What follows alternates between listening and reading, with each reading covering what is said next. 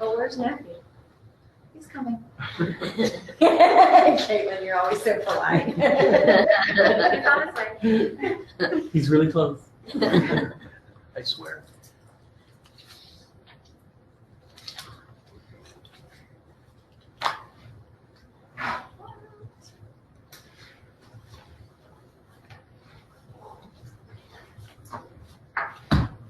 That doesn't mean y'all have to stop chatting and stuff, because Oh, well. we still won't be able to get started. Like I said. What are you hoping to move? But everything feels well closed like right now, I'm just like stuff at the time. Nutrition is supposed to look at something today, and it's supposed to say, well, it's not closed. Well, I'm getting you that information, everybody could just, one guy, no, Jim, I'm going to say The trail people. Right, okay. That's the one started. There's another study group going on. I guess it's the guidelines. You want to get good checklist. What? What are you talking? You mean for SWIFT or? No. Send some of your compatriots over there, right? Then again, you know what. Here's some of your compatriots. Evaluating them. And Ron's Here it is kind again. of I'm chasing said this that Okay, one. just upload. Not chasing this Now we need more. Ever since we stepped out. Yeah. Years ago, we have There you go. What about The GBRA meeting. view it as a, And they kind And of they're went like, through, we should use it as a conflict. Where's the? Well, kind of how they're, with the work we do with everyone. projects that Yeah, I can see that. they're identifying. Easier to find what's the way to cause a problem. Plans to reduce. Definitely. Easier to step out of that road than lose everything. Like, I don't And know. this is. It's all real bad, though, because Like, like, why are you asking if you don't even have Area a period? to assess risk to determine whether there are potentially feasible flood management I strategies. feel like the And ladies these are also projects, structural and non-structural. That has non-zero capital cost or other non-recurring costs. When you move like this, do you put everything in storage? Mitigate flood hazards. So there's storage here. No, I had it all in college. Three buckets of projects. Okay. That's how they're looking. So they anticipate that the distribution of it will be the sort of flood management strategies, which are sort of plans, I don't have. and then It's my house is more fun. it's a project. Got him, folks. Got him. Hey, what's up, hey, what's up to the 9 o'clock meeting? So, there were tacos, man. And all that construction. Hey, okay. That's our Hey, back, they got hey, to now. go anymore. That's the sign that, okay, you're late, but I had time. You didn't bring any of my. That's right. We made Sister it. is on the wall. Oh, yeah? It's like,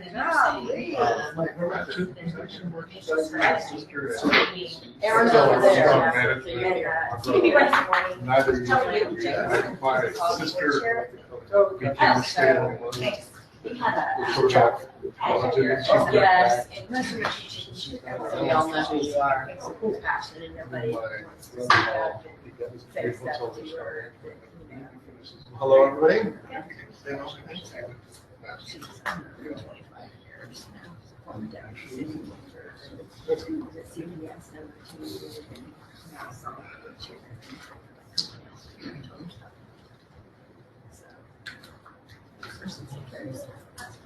Let's get this thing rolling, huh? Good morning, everybody. Thank you.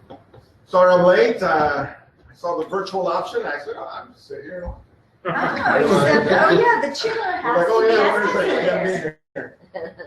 So thank you all for making the time to come. Let's, Caitlin, can we start off with roll call, please? Absolutely. Brian Yanta. Dave Whiteman. Present. Doris Cooksey. Debbie Reed. Here. Effie Garza. Present. Kara Tackett. Present. Jeffrey Carroll. Present. John Beasley. Present. Suzanne Scott. Here. Eve Gonzalez. Dave Mock. Here. Stephen Klaus. Here. Thank you. And just a quick reminder, if you are a member and you are attending virtually, your video must be on at all times. Marty Kelly. Adam Wisnet with Parks and Wildlife, filling in for Marty Kelly today. Thank you. Natalie Johnson. I'm taking the place of Natalie. First name's Jim, last name Ewing, G-U-I. Thank you. Jamie McCool. Present. Gerard Bowen. Here.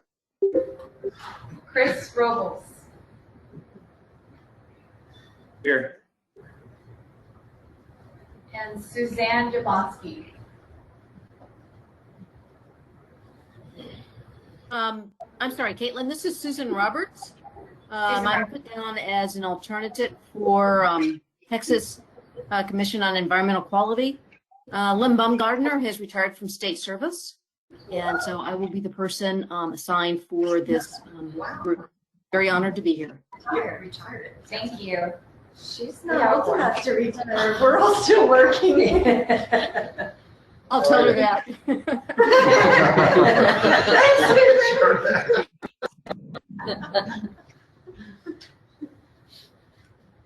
Although years of service at TCQ may age you, right? Yeah, I bet. Sorry, I really let's go on to item number 2. Any public comments? Caitlin, do we have anybody that signed up? I have not received any public comments. If there are any members who would like to make a public comment, please indicate so now.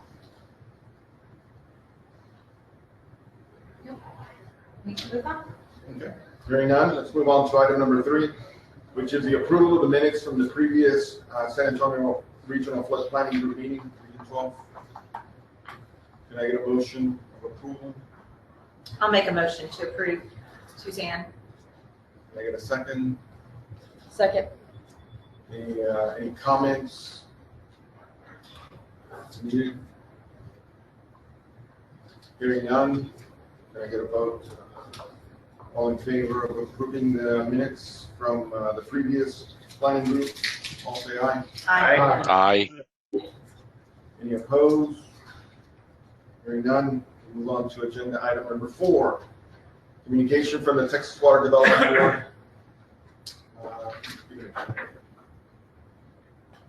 Hello, everyone. I just have a few updates. Can you all hear me? Yes. Okay, perfect. So as you're all aware, the legislature appropriated additional funding to support the regional flood planning effort. In the next few months, TWDB will be working with your sponsors to execute contract amendments to incorporate the additional funding.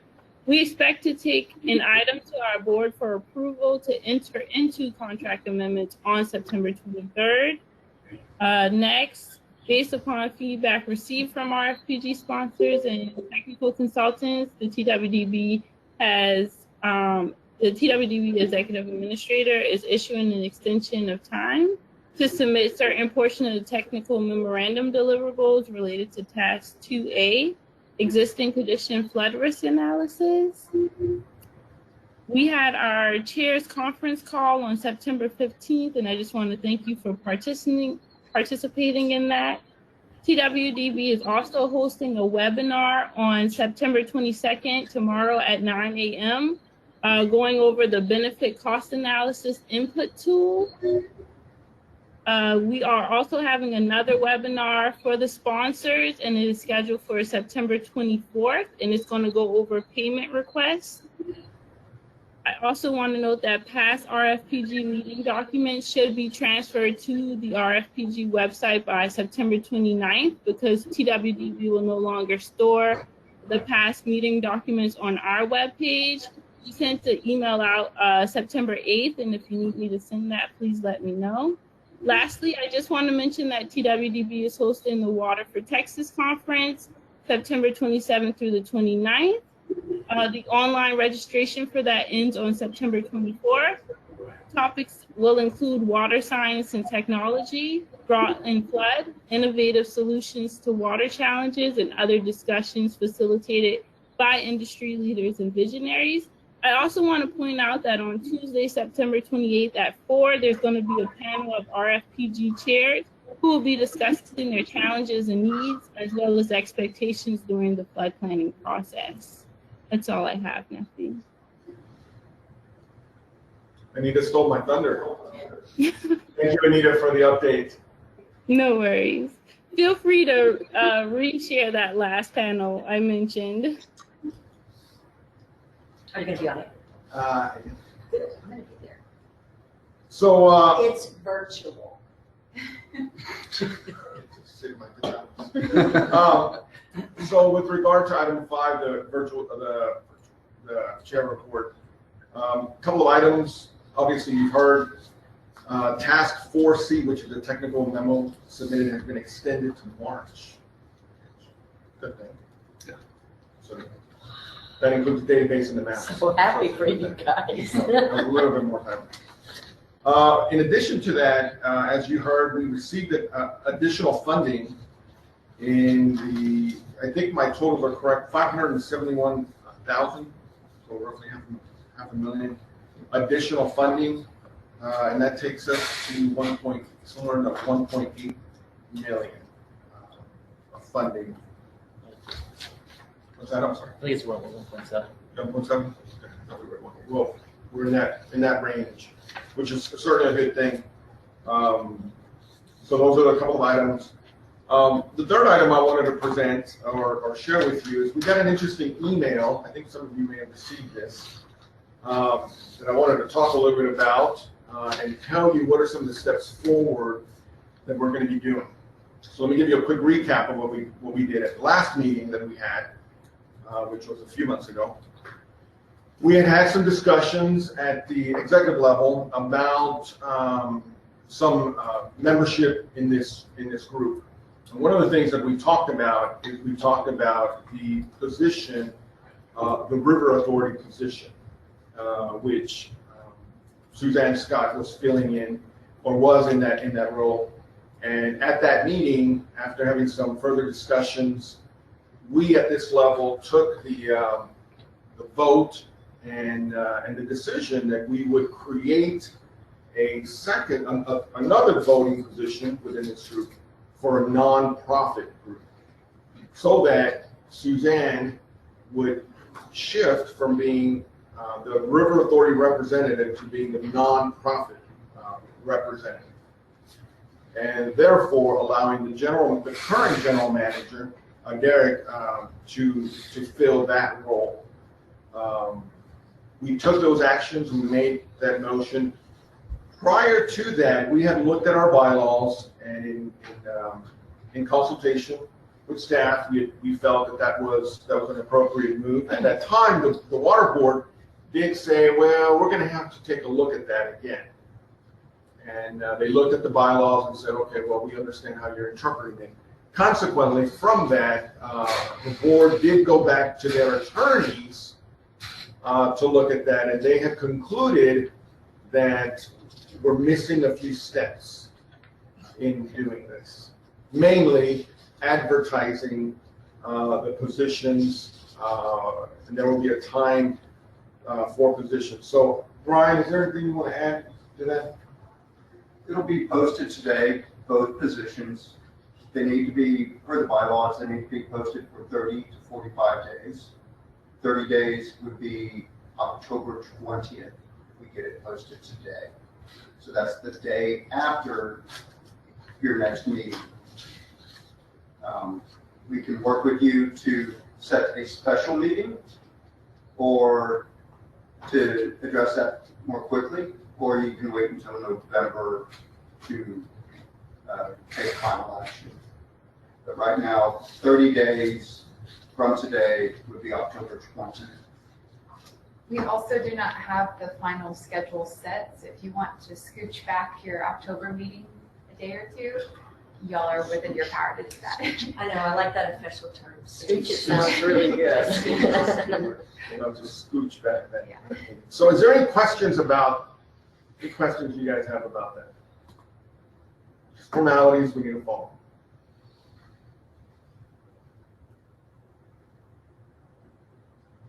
Okay. And I think that if we do that posting time, then we'll have to take the appropriate action at that time, and then Yes, we'd have satisfied all the requirements.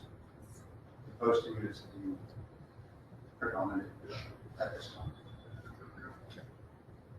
Once again, thank you for your patience on this. So that's all I have to report. We did have the meeting, the chair meeting, which was great. Really, the purpose of that meeting was just to tell us of those couple items that I just mentioned. So let's move on to the next item. If there isn't any questions. So we will be talking at the end of the meeting on the next meeting date and how we want to handle that. Yeah, and I'd like to set out a few of those. I'd like to set those out a few just so that we can get them on their calendar and make sure we know it's virtual or in person, just for my sake. And then I'll bring tacos. And then we can discuss. Moving on to item number 6. Discussion and appropriate action regarding the creation of Region 12 subcommittees. Is that my item? Is that right? It can be my item, if you would like. So this is going to be the core of the work. Ladies and gentlemen, this is where the work's going to happen. So at the last meeting, we discussed, and I think we all had consensus on 2 major committees. And we can certainly look at additional ones, but the 2 of them that we have in mind are, one is an outreach committee. Oh, I can't emphasize how important that is, especially in hearing what the other regions are doing. That outreach committee, getting the word out to the communities of not only our effort, but also preparing the community so that they know what type of projects and what kind of projects are going to be eligible or would be eligible. So that outreach component is so crucial. That committee is one of them. And then the second one that's close and dear to my heart is really going to be the technical committee, making sure we have vetted scoring criteria or whatever the technical components are that we're going to be looking at. Is going to be the 2 committees right now that we have in mind. Those were the ones that we got most of the consensus last time. Caitlin, was there any? Yeah, so Ron and Troy have been wonderful enough to kind of mock up some goals for these subcommittees, as you'll see listed in your agenda packet.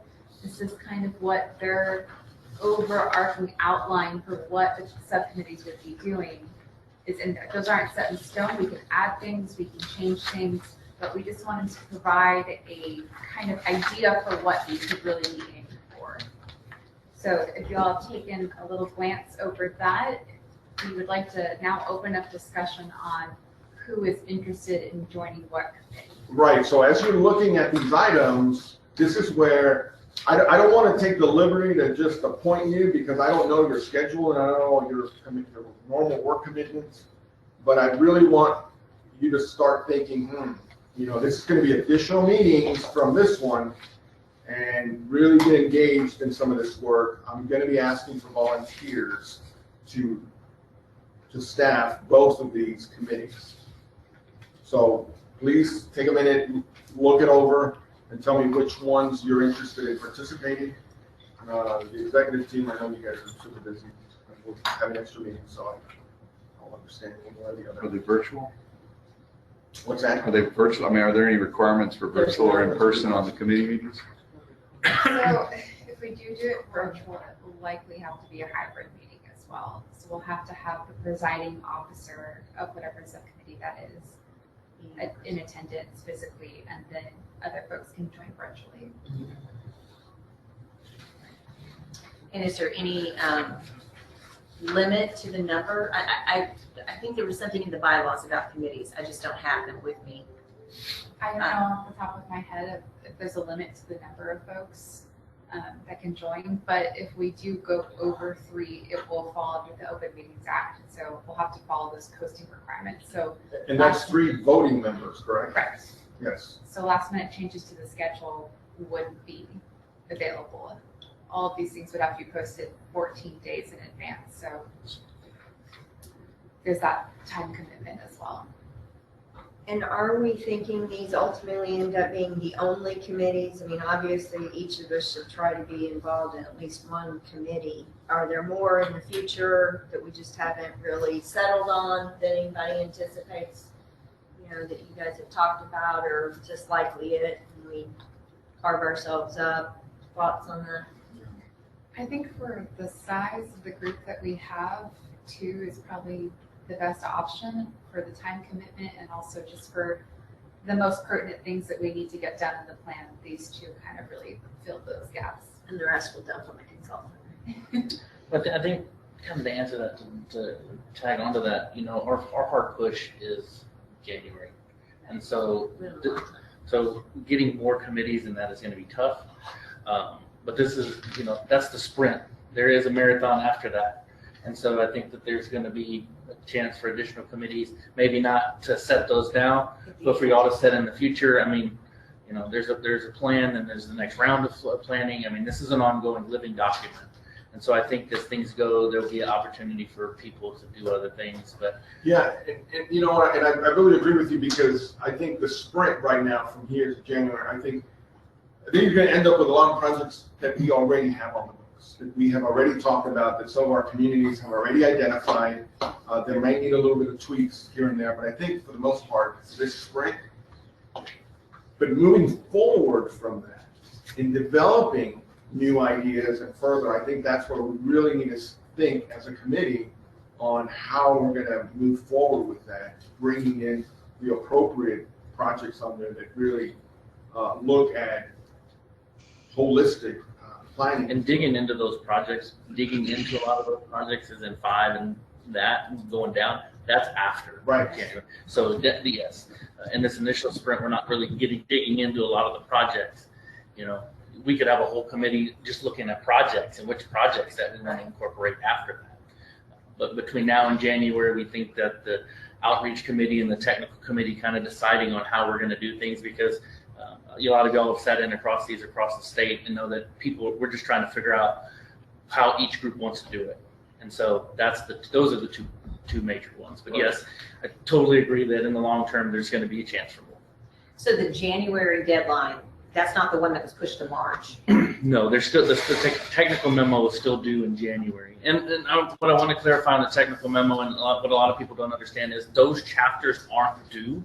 What it is, it's more of the technical memo that's due in January is where are you in task 1, 2, 3, and 4.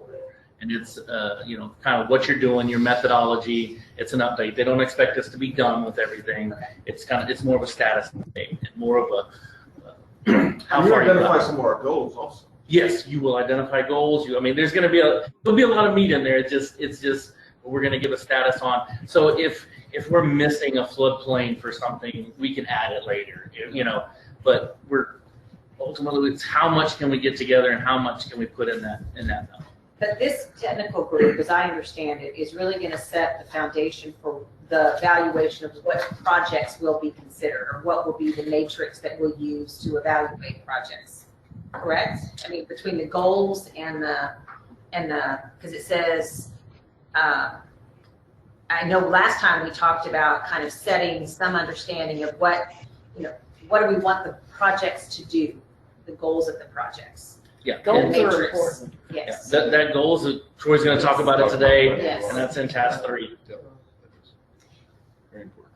So will there be some sort of guidelines or matrix as to what we would expect each project, some criteria that each project will go through Yes. at some point? Yes. Okay. Yeah. And when I we're guess kind of the way I look at it, Suzanne, and for those of you that have participated in the BRWM, That's what it sounds like. we have certain criteria in the BRWM, and then like for example, cities will have what we call a local project that doesn't really match that criteria, and so I think this group is going to be tackling that piece, because like for example, there may be a community out there, Leon Valley or whatever, they may not have the regionalness that the BRWM has defined, but they might have a project, a localized project that might have input that we might want to consider. So that's part of what this committee needs to look at in helping set some of those goals. That's right. I agree with you.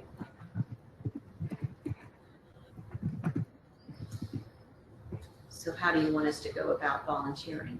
So are we gonna do this volunteering on the committees before we hear about the goals and kind of how that's gonna be shaken out, like recommendations? Why don't we let them speak first? Before you dive in. See, that's smart. What's in there? Before I jump in, what's in there? I like that. If you'd like us to go first, Yeah, then I could think we- they'd have to have a motion to move our. Yeah, let's move the item. Just a quick note before we get started, Anita wants me to remind everyone that subcommittees can only bring recommendations to Yes. the group, not take action. That's a good point. Yeah, and That's that what we- they will have to follow, all Open Meetings Act notice, no matter the number of folks that are in it, so. We'll have those notice requirements regardless of how many voting members we have in each subcommittee. And those are 14-day posts? It's 7 days. 7 day, okay. And then 14 for full information, but I don't think we'll have that, so I think we can stick with the 7-day notice. Moving on to your information. So conducive to a faster process.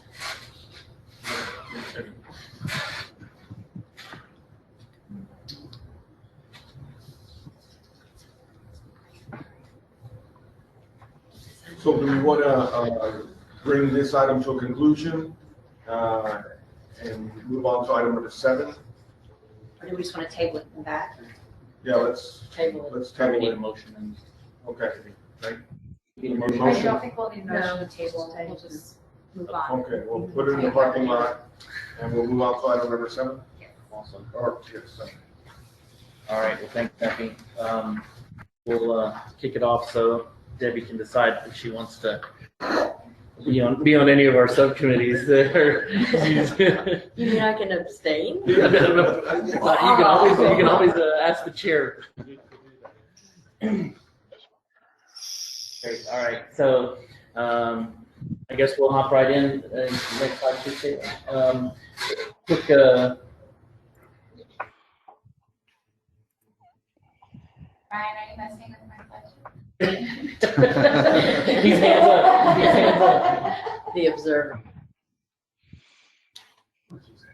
All right, quick agenda here. I was gonna give you a little update on the schedule, talk a little bit about task 1, 2, 2A, 2B, and 10 that I presented last time. Troy's gonna jump feet first into 3A and 3B. We're gonna go ahead and give it a shot. We're gonna try an interactive poll, see if I can figure it out, see if I can keep up with Suzanne over here. She asked us to be a little creative, so we're doing that. And then we're going to talk about the next steps going forward. So let's jump in, give you a quick update. So the schedule hadn't changed much. We're collecting data as fast as we can, getting all of that information. I'm going to show a little bit here in a second about some of the data that we've been collecting. But the thing to note is we're starting to wrap some of that up. We're starting to get toward the end of what we're collecting. Been working with the River Authority, gotten a lot of their floodplains, their latest floodplains, not stuff that was older. Working on getting some of the BLE data, and so Aaron's been working diligently to get us that. It's just some of them aren't quite approved yet, so we're flirting with the time that for us to be able to complete it. So we're hopefully we get some of that in. We think we have great coverage. It's a lot better than I originally thought last time. I think we're going to have a lot better coverage across. Aaron eased my concerns, and the other was I think the one good thing is there's a lot more. There's either a future conditions and or 500-year event for the majority of the watershed. So that will really help with our 100-year future, right? Because we can, so we're miles ahead of a lot of the other regions just by having that data already. So kudos to the River Authority and everyone for having those run. The 500-year future still will have to have some sort of methodology, and that's one of the things that we're going to be working with this subcommittee with. So is we're going to have to come up with a way. I think we have an idea. I still need to run it past the River Authority with some of the work we've done with them in the past. I think I have an idea. I just want to make sure that data is available and ready, and then we'll work through that. But a 100-year future kind of will be, and that's kind of getting in. But Caitlin, can you open up that PowerPoint real quick? I just want to show everybody the sheer volume of data that kind of like we're collecting, and this is kind of like a checklist we're going through. This is the other one. Yes. And while she's opening that up, I wanted to bring, and I know Troy will be bringing a couple of people. I wanted to mention a couple of names. Dave and Kara always want to know who's really doing the work, and because I think they don't believe me that I can still do work. But I have here to my left is Ludovine. She's one of the young engineers helping us on this, and Brandon Hilbrick. You can see his name on the right, third down. He's the task lead for task 1 and 4. And so maybe as we go through, Troy will bring some new faces for everyone to see. So if you go look at the first tab, required spatial data, this is just what we're required to have, and each one of these has multiple layers and what you get into. If you get into task 1 data, you can see it, each one of these, and it's really hard to read, and I don't expect you to read all of this.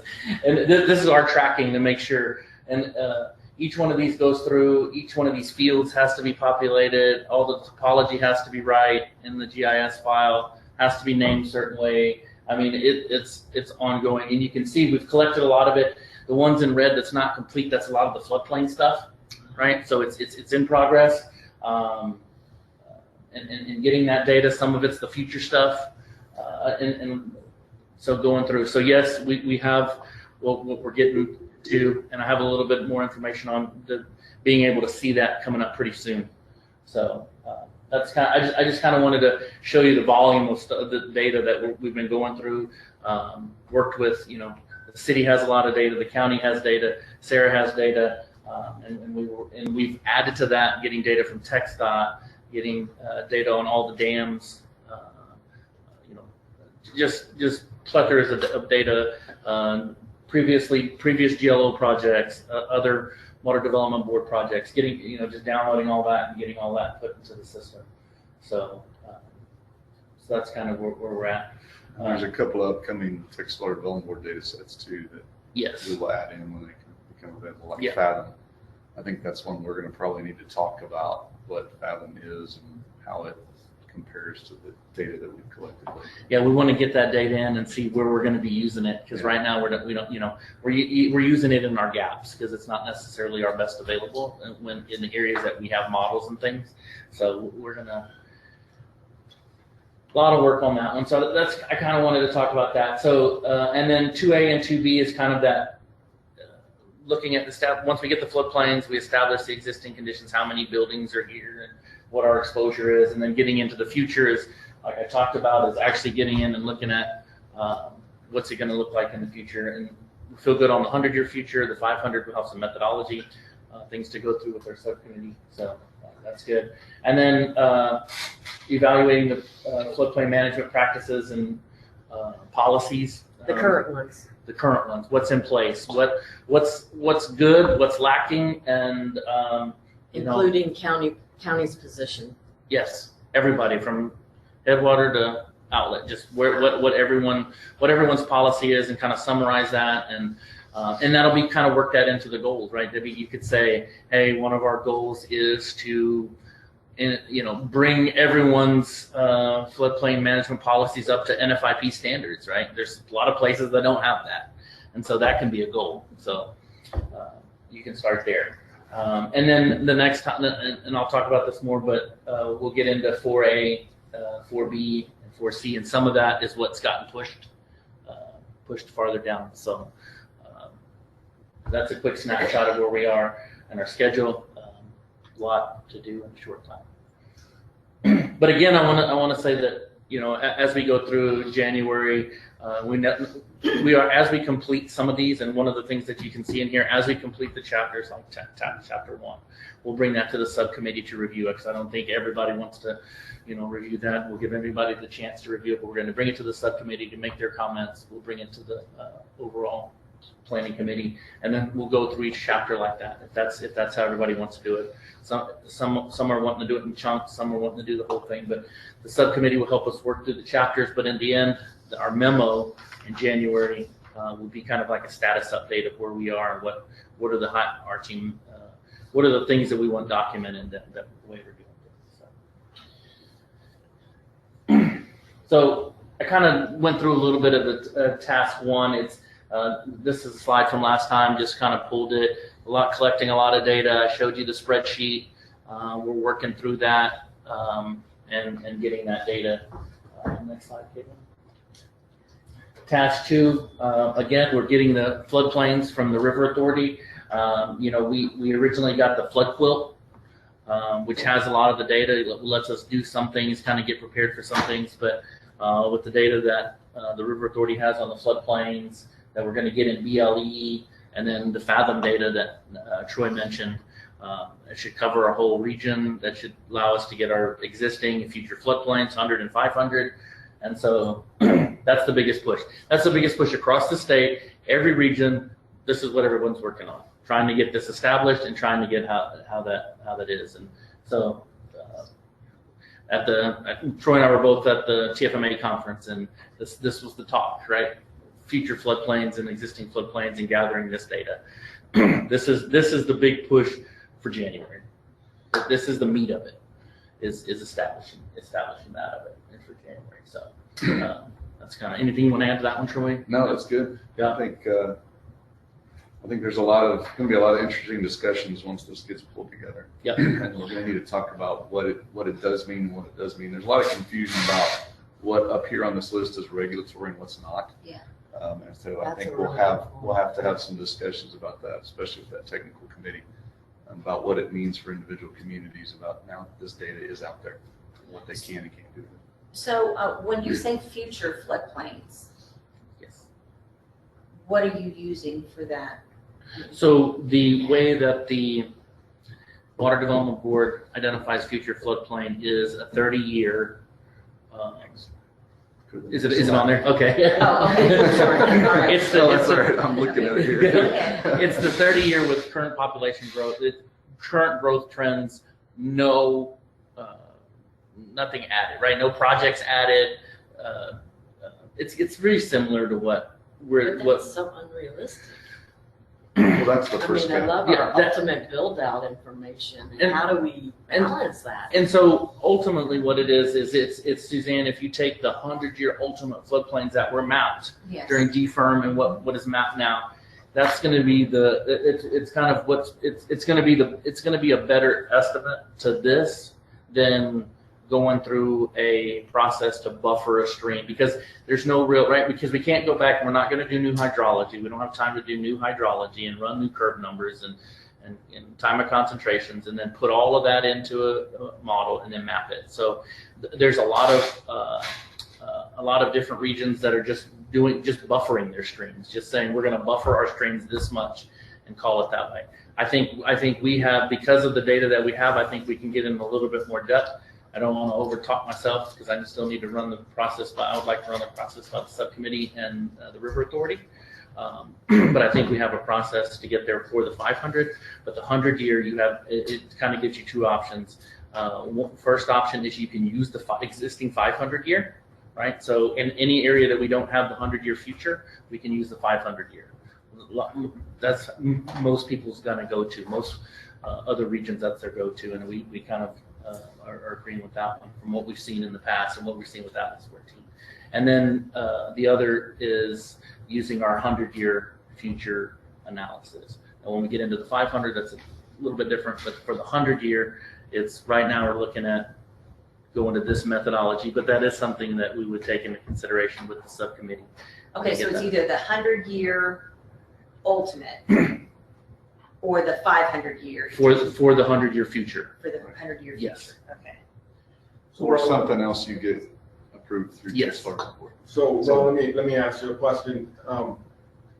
And we get too technical, and it's something that's gonna be covered at the subcommittee, I understand, but, so our current effective maps right now that all of our communities have Mhm. do not account for Atlas 14. Atlas 14 is something that was recently adopted. Now, for a good section of our river basin, Atlas 14 will have a nominal impact. But there are areas, especially in areas that the River Authority does not cover jurisdictionally wise, that the increase was almost 30%. How are we covering, how are you guys planning to address those areas? And I'm talking, the Bernie areas, I'm talking those areas outside of the River Authority's jurisdiction. How are we gonna look to those? Well, a great example, let's hit that one. Cibolo has been remapped with Atlas 14. And we're this close to being able to, we had it, and then Aaron said, okay, give us a week, we found some issues, we're not gonna be able to do that right now, so it's coming, right? Cibolo's coming, we have some lower San Antonio, Medina. Yeah, what about Medina? I think we have part of Medina, some of that. So there's some of those that are coming in, Neffy, and for when we have those, we're going to use them. For those that we don't have it yet, it's not. We're going to use the best available data at the time. And so, but remember, I mentioned this was a marathon. You will have time in future plans and future phases to amend those maps. So we've made good progress on those studies, but they're not official and public yet. Are we still going to be using those at this time, or you're using, older versions? I think that's something that the River Authority still is vetting and looking at. If they think it's appropriate, they've given us some that they feel okay with, and I think as soon as they feel like we can use it, they're going to provide it. And we will use those as we get. Yeah. The goal will be to use the most recent as much as possible. And then put your disclaimer on there. Well, because they're using non-regulatory data here. I mean, you're saying everything is not regulatory, so. Yes. So it's a different It's standard, so to speak. I don't think it necessarily has to be adopted. No. It just needs to be at a level that the River Authority is comfortable sharing it with the public. It's kind of that best available data Yeah, concept, exactly. right? That's what I was It's whatever is best for the particular area you're looking at. It could be the effective firm, it could be something that Sarah's produced, it could be the BLE. Yeah. Upper Cibolo, we actually have a BLE on top of a restudy, on top of an effective. I So think we're the gonna be looking at all of those to see what's the best, and then Fathom. The intent of the Fathom data set is to fill in gaps. That can't be filled within the time frame for this first 2 years. And I think the concern probably, Neffy, is this is going to be the first time some people have seen the new maps with Atlas 14, and so We have to balance with who's going to be in the public who's going to be in the officials are. floodplain, Right. and who's going to not be happy about it. Are we seeing less significant changes with the new maps, though, than what we probably initially thought we were going to see? Yeah, I mean, Aaron, you want to chime in on that? I defer to the other Aaron, but the one that got sent to The one got sent Yeah, to right, the- exactly. Do we need to tag you guys out? generally, what we've seen with Atlas 14 is that the changes in some areas are significant, others it's surprisingly small. It just kind of depends on topography, other physical characteristics. It's a mixed bag. I can speak to those at least within the city of San Antonio that I've had the opportunity to see. Is there's many areas that you don't even see the difference. There's other areas that I'm a little concerned about that it's actually less than what it is today. And Don't tell anybody. And I'm a little concerned about that because, in my world, we've been telling everybody, hey, storms are getting more intense, maybe not as frequent, droughts more. So to see that, and then there are areas that, especially those flatter areas that we're seeing that spread increase a lot more. But yeah, it's kind of a. But are some of the areas that are improving, does that take into consideration some of the capital projects that you've made, that you've invested in? So Yeah, there's certainly just a lot of that. Yeah. I guess my question really is the future, because, I mean, the Atlas 14, remember, is only based on the past. It's recalibrating based on what has happened in the past, which the rain events or the more intense rain events, all that. It's not really considering anything about the future as far as that changing. So now I don't know, honestly, I mean, realistically, I'm not sure in this first round of planning how much of that's going to be able to be calibrated, because I think everybody's going to have to do something similar. I mean, I just don't know how, you know, we can just say, oh, let's just, you know, put a number on it, because I'm just worried that then people would feel like we're artificially putting people in harm's way or in a risk that they may not be. I mean, so I think there's some sensitivity to that. I get it. But if you feel like you could just use either the 100-year ultimate or the 500-year future, is what you said, to demonstrate that sort of future, so there is some sort of calculation of potential for it to be bigger with more rain events. Is that kind of a standard that you think would hold up under the scrutiny? Yes, there's areas, Suzanne, of the state that are going to have BLE or Zone A models that they have never, they haven't looked at any kind of future conditions. It's the existing conditions where they're just going to have to simply go through and figure out a way how they're going to buffer the floodplain. And that's going to be, I mean, that could be a study in itself. I think that's one of the things that was, the Water Development Board put out this call for studies. I know that was one of the ones that the common themes is what is this floodplain rise, you know? Because if I say, hey, okay, I can real easily go say, okay, let's raise the 100-year plus 3 feet.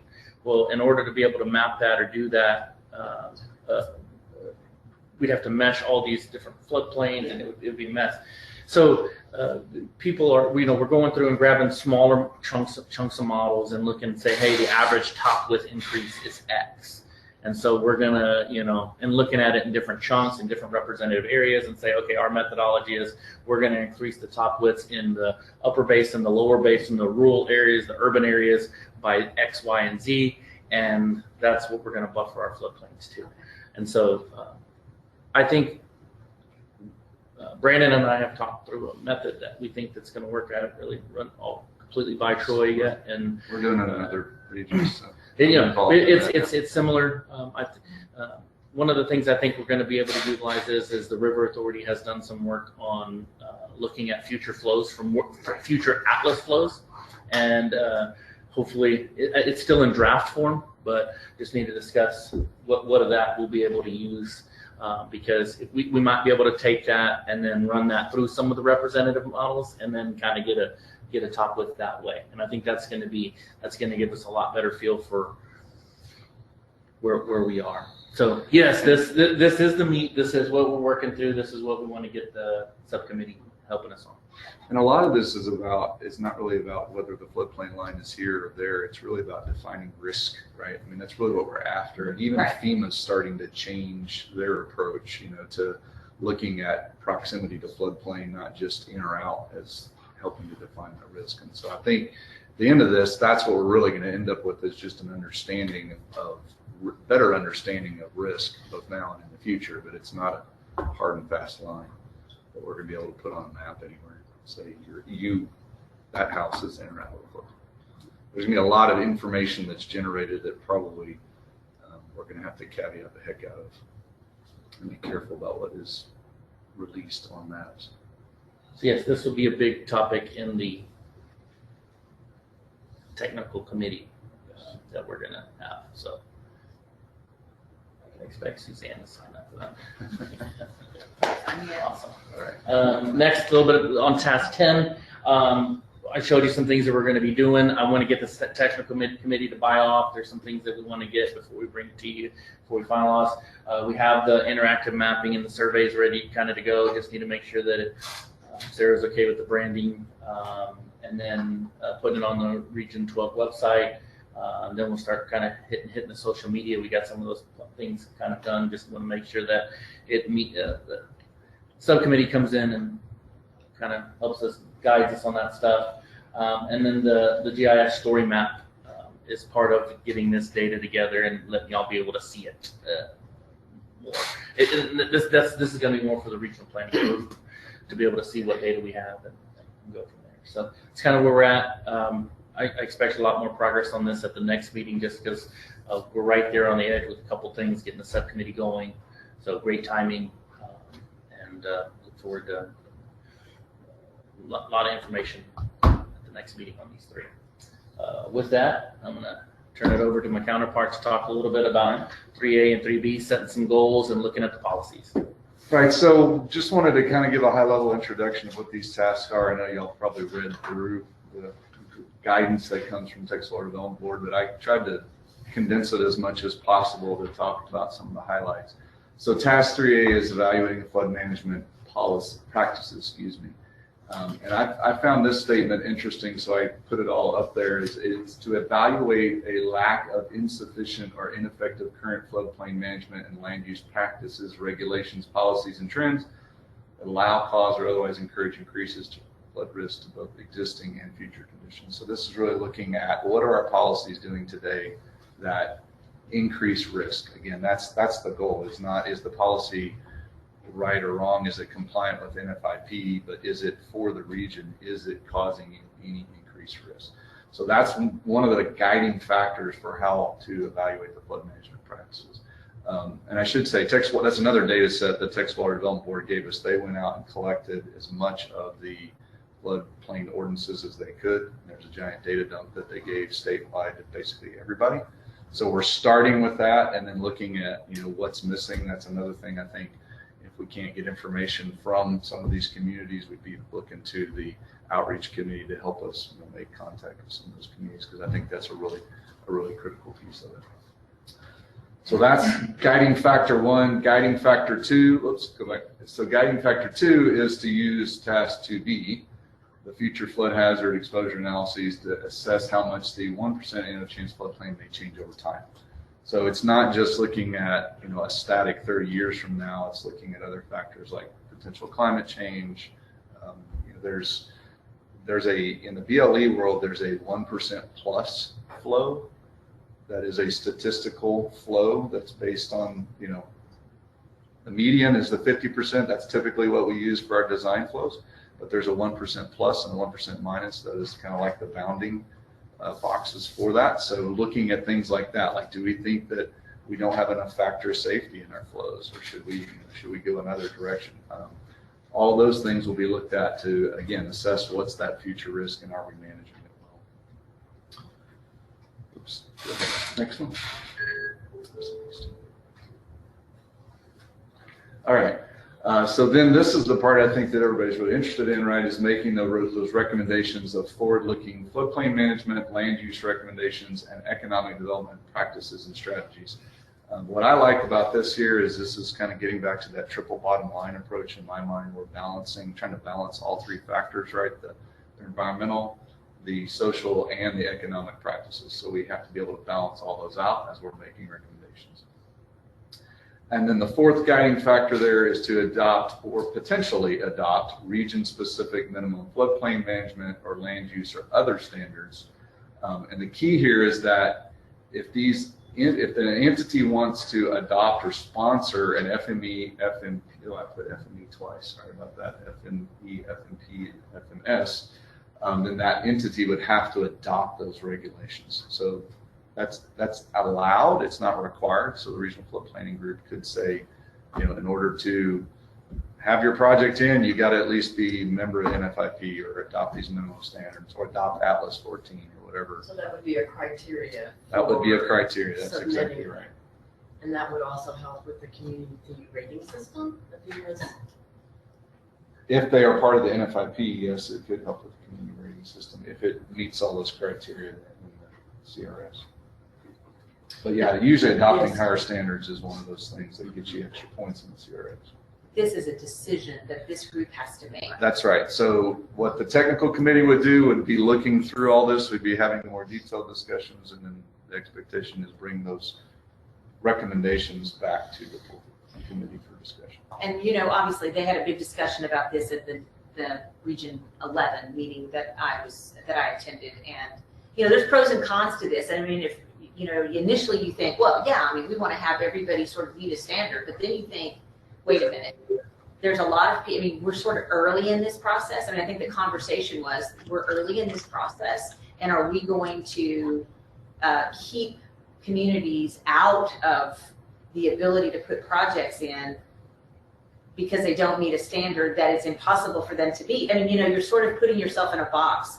So, I mean, there was a lot of robust discussion about that. I mean, you can encourage, you can, suggest, but I think having, strict regulations or that people won't be able to put projects in this initial phase. I mean, I think over time, that was the concern that was expressed, maybe is that too rigid for this first phase, first time out of the box?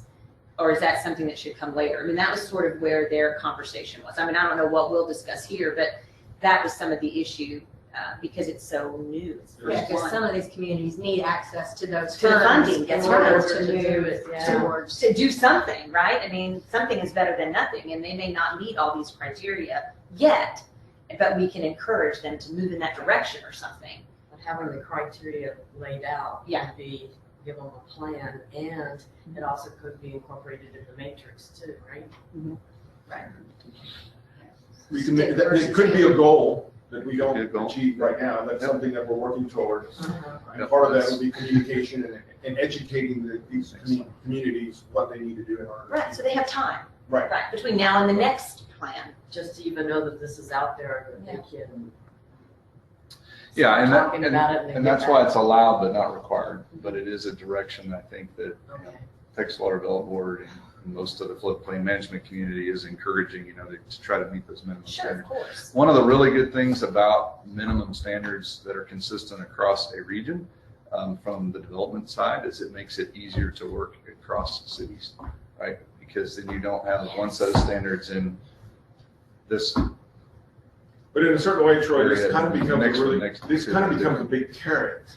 Because if we meet with a community who may not follow these standards, and they understand that this will allow them to have access to funding that previously they didn't, then they're gonna look to us to say, okay, what do I need to do to get in? That's right. What kind of language do I need in my ordinance? That's right. So that I can be a part of this. So it can become a big carrot for saying, for some of these communities. And helping, as part of the outreach, helping some of the communities who maybe haven't looked at this in depth before about how it does impact their fiscal sustainability down the road, how they manage growth, right? I mean, you got to manage growth in a way that doesn't put that community at fiscal That's right. jeopardy down the road. And just explaining that may, as part of that carrot may be a good thing to help encourage them. And this But that's this is a little bit of foreshadowing. Troy's going to talk about it in just a few seconds. But just to remember, when we're talking about goals, setting these goals, the short-term goals are 10-year goals. The long-term goals are 30-year goals. So that's kind of what you're looking at, right? We're going to set these short-term goals and say, hey, this, we want to get everyone, we want to get all of the firms up to the NFIP process. That might be a 30-year goal, right? Or the NFIP policies, everybody has, that may be a 30-year goal. That may not be your 10-year goal. Your 10-year goal may be to get half of what you don't have. So, and Troy was, we've got some example goals here in just a second. So, task 3B, which is very closely tied together with 3A, which makes sense, is then setting those flood mitigation goals. And this table on the left is just an example, just to show you how some other regions are doing it, putting things together. It looks exactly like Region 10. It's surprising. Not.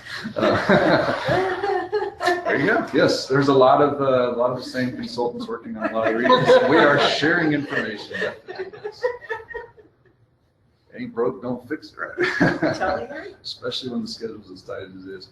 So so this is an example. We've got some more detail here in a second on this, but the overarching intent of the goals, I just wanted to lay that out. And again, summarizing them, it's about a paragraph and a half that I've tried to summarize here. Is again, to protect against the loss of life and property. That's the overarching goal, right? I think that's what most floodplain managers, that's what they're trying to do.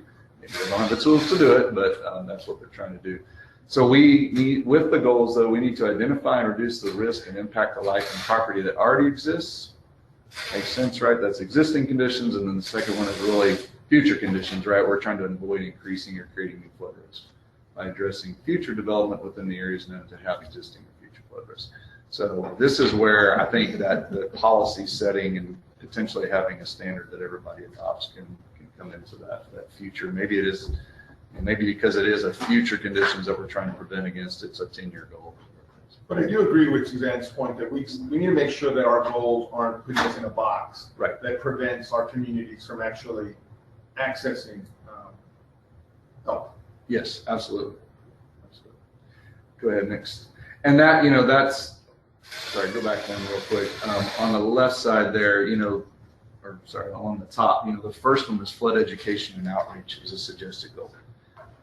I know it's hard to read there, but that, I think that's a big part of this. I think especially when we start looking at this flood quilt and you have all these flood plains that are now publicly available out there that are different levels of accuracy and different intended uses. And what are we doing with those? Right. And so I think that's a big part of it. But go ahead. Next slide. So the guidance for setting flood mitigation goals that's in the Texas Water Development Board documents given to us. So Sorry. I just can't see the slides. oh, no problem. Are you going to send this out afterwards? Yes. I will. Thank you. So they have to be specific and achievable. We have to recognize and clearly state the remaining level of risk after the goals are met. So what are we not addressing, right? So if we say we're going to reach 80% in 30 years, you know, say that's the goal. Well, what does that 20% that's remaining mean that we're not going to be able to address? Okay, and why? The third one is the one that is really interesting to me, and this is again where I think that education and outreach is really important. We have to develop and present the goals and remaining risks in an easily understandable format. The rest of that says to the public. The actual statement from the board says to the public. So we have to be able to present the remaining risks to the public in a way that they can understand. Remaining risks, yes. We always do a pretty good job of explaining what we're taking away, the risks we're reducing, right? But oftentimes we don't really address what's left. And so we're directed to address what's left. Present that. When appropriate, choose goals that apply to full, single, and I kind of changed this up because it actually says HEC 8 in the guidance, but what's that? I mean, HUC 8, excuse me. What's a HUC 8 watershed? It's really single major watersheds or groups of watersheds. So this could be, you know, if we had a Leon watershed and a Medina watershed that we said these goals, because of these watersheds, they need to be consistent. But maybe, you know, in the lower basin, they should be something different because they have different types of flooding risk, or they have hurricanes in the lower basin. We don't really deal with them. So do we anticipate really having that many goals that are individual watersheds, or really trying, or who knows, to be determined? It just says when appropriate. Yeah, it says when appropriate. And it's up to this group to decide what's appropriate. You can have one goal or 200, I guess, you know, but I mean, it's how there's going to be a fine balance there, and what we want the plan to do. And so I think that's going to be working through, you know, working with the subcommittee and then bringing it to everyone here. You haven't thought through that yet? Through what? You know, aren't coming already Yes, with some ideas? Yes, we'll next slide. Onward. Go ahead, next slide.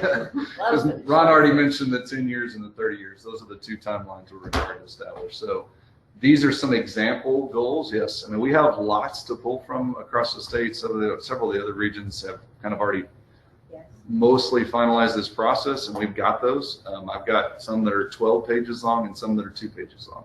And that's, you know, that's where the committee needs to decide, okay, how many do we want to try to tackle in the first 5-year cycle? And that's, I mean, that's what we really have to look at. Keep in mind that all of this guidance was set up for the next 25 years of planning. We're going to implement everything we can in this first 2 years to the best of our ability, but we're setting up, you know, the next cycle and the next cycle and the next cycle. So goals can change, goals can be added. It's not, these are not static. But some examples of some of the goals, I pulled floodplain preservation, as one that is relatively, I guess, easy to wrap your head around, which is, increasing the acreage of publicly protected natural areas. So that could be an example of a type of goal. How, short-term goal is establish a baseline measurement. It's just the approach in the next 10 years of how we're going to identify what's actually protected natural areas, and then increase it by 10% by 2053. So these are just examples, of ways that the goals could be set up. Second one there under floodplain preservation, increase the number of entities that designate the 1% annual chance on future land use plans. So it's very specific in the region that did this, they said it needs to be in the plans to serve as a basis for zoning regulations. So in the short term, it was 20, and that was 20 plans, not 20%, just 20 plans. And then in the long term, 50 plans that would have adopted that as a goal. So that's another way to measure it. It doesn't have to be, or it can be a numeric evaluation. And then another example goal, just again, these are ideas that we are throwing out. Flood infrastructure improvement, we reduce the number of structures within the 1% floodplain. That's probably the one that most people think of as the big goal of this overall effort, and it probably is, right? But how much we're going to reduce it over what time frame is really the big discussion. I mean, we're seeing anywhere from some regions are going 100%. In 30 years, we're going to have 100% of homes out of the floodplain. And then this is an actual. They don't have that many homes. Yeah, but that bar keeps moving. It does, right? And it's really tough to say 100% of anything, especially homes out of the floodplain or structures out of the floodplain. But these are just examples of the types of ways that the goal setting can be established, different ways to measure it or to set metrics for it, and the different time frames that are being applied for it. We do have to use those 2 time frames as part of the goal setting. Yes, we have effectively tons that we can bring to the table, and that all can be morphed into however we want them to sound, right, or however we want them. But this is a. So yes, we've thought through it a bunch, but it's Troy and I can make recommendations and pick. I think it'll be a group effort. I mean, I think everybody here is going to have a goal and see one, and I think it's just going to be working through it. We'll start out with probably a huge list, and some of those will probably get combined and condensed and end up with whatever set everybody thinks is appropriate. I will tell you that from my perspective, Goal 5, that's a really interesting one. That's actually one that we've thought a lot about, talked a lot about, is a percentage of structures out of the floodplain. One of the challenges that a city like San Antonio, 300 years old, has is that most of our city was developed prior to 1970, not prior to the FEMA standards. So we have, and I don't have the number off the top of my head, but we have thousands of structures at flood risk. So, setting a goal like that, I think is excellent, but recognizing that we have neighborhoods that are at flood risk. We have whole sectors of our community that are at flood risk. And it's going to be a challenge. That's going to be a real challenge for us. I mean, you just look at a flood map, look here downtown, and you'll see some of the challenges that we have. So it's going to be an interesting what that percentage needs to be for our community. And we could theoretically set different goals for different areas based on my watershed population. Yeah, sure, yeah. Wouldn't it have to, so the county would have the same rules as flood? That won't be an issue, a lack of jurisdiction that counties often have? Well, I thought aren't setting any rules. We set goals and suggestions, and then but we want each entity realistic has goals. Unless adopt the their own criteria, rules. unless the criteria gets established that But is if you- required for submitting your But projects it's into it. still not a criteria that says Bear County has to adopt this. It's if Bear County wants access to X, you have to adopt this. And then those entities Absolutely. have 100% still jurisdiction to decide yes, no, how I adopt that, what I adopt, what I don't adopt, what I legally can and can't. And so Yes. the lower basement counties would be able to look at that as a goal realistically?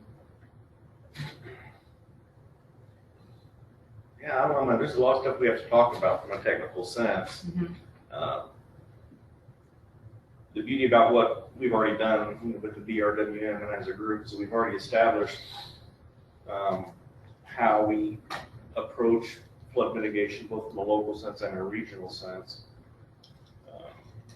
Can that As be far- extended to the lower basin?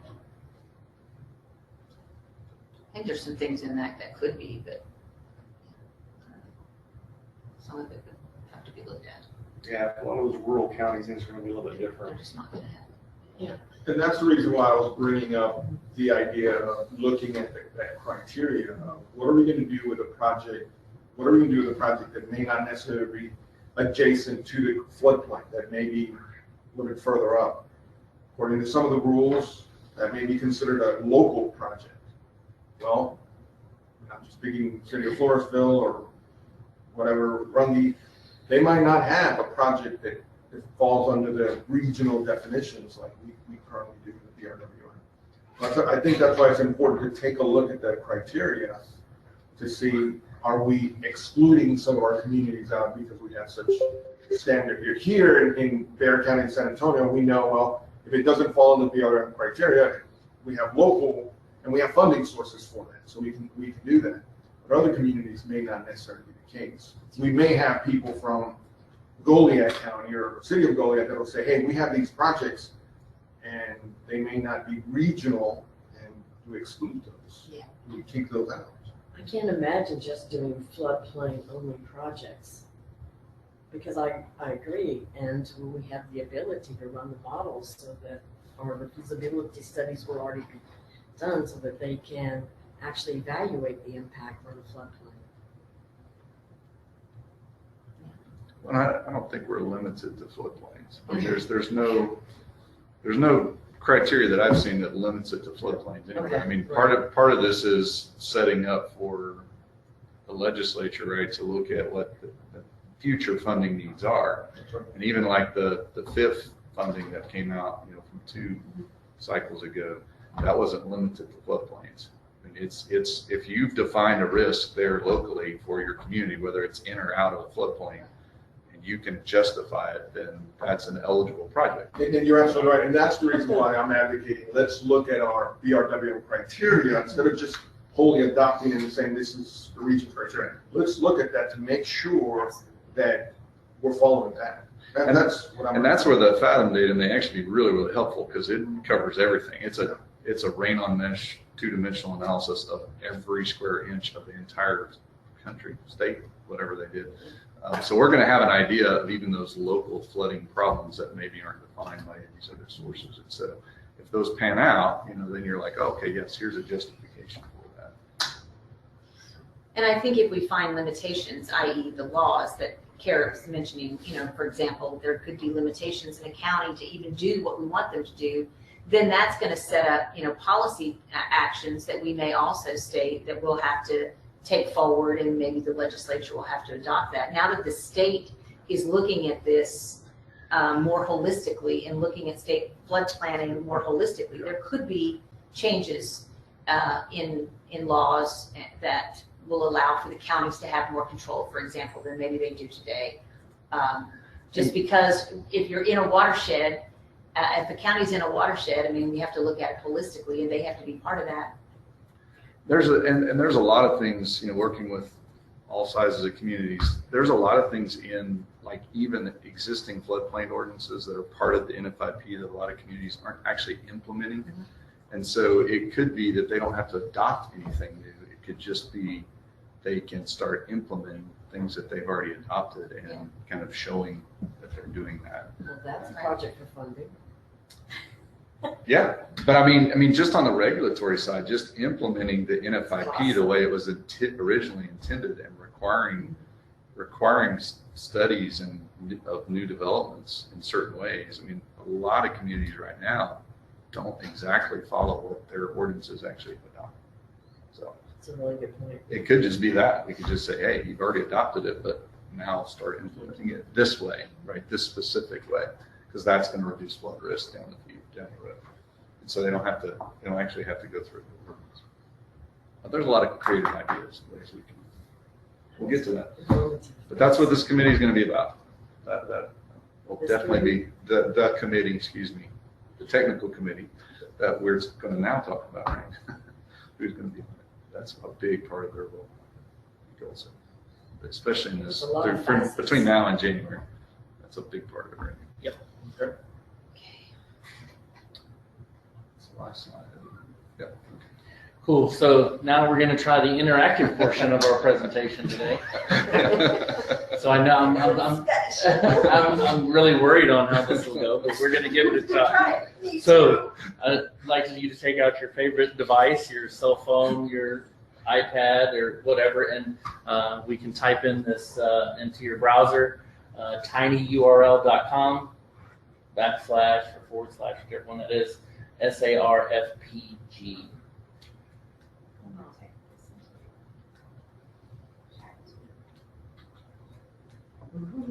It works. And see. And I mean, I had a lot to do with this too. Like, I'm sure you did. No, I did. Like, I helped write it and everything. Like, I actually, I'm proud of myself. So don't take the thunder.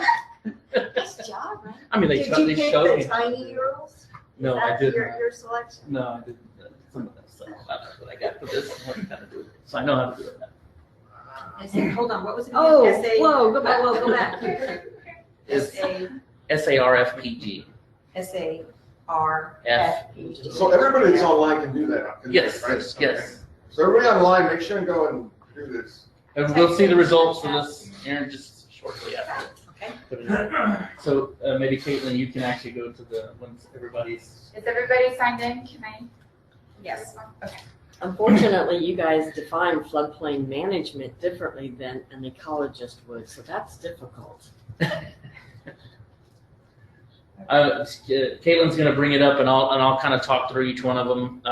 That way, You can only pick one. Right? some you can pick one, some you can pick two. Now, can't pick all of them.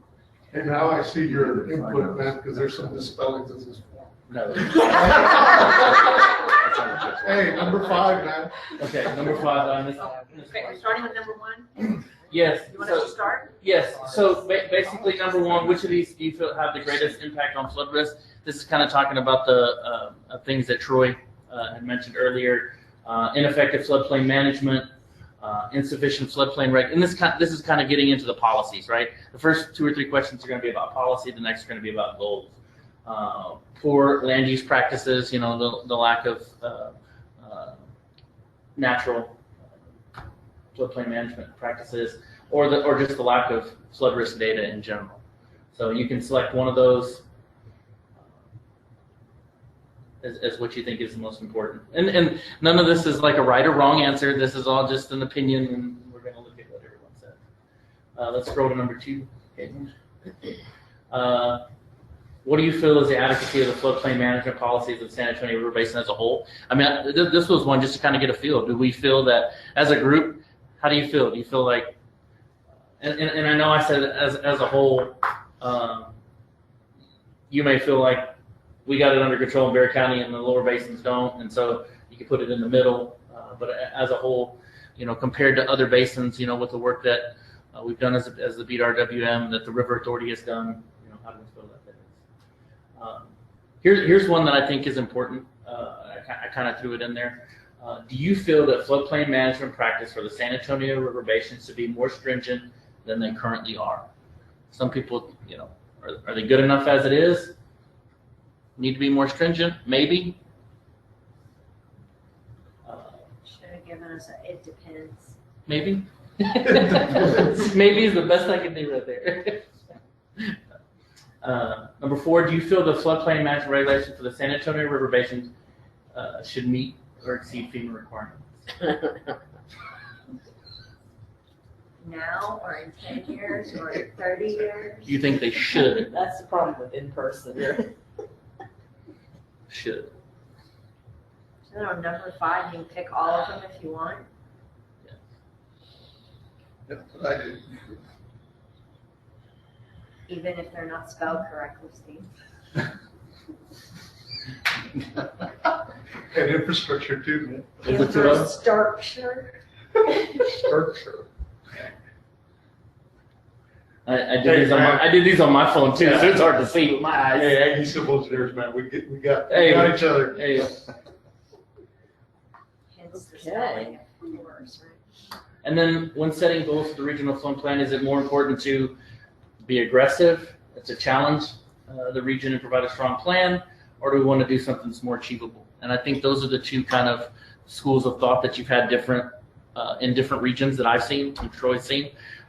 Some of them are more aggressive. Hey, we want to provide a strong plan and show the Water Development Board we mean business, or this is how we want to do it, or do we want something that's But having an achievable goals doesn't necessarily mean you have a weak plan. no, agree. So, No.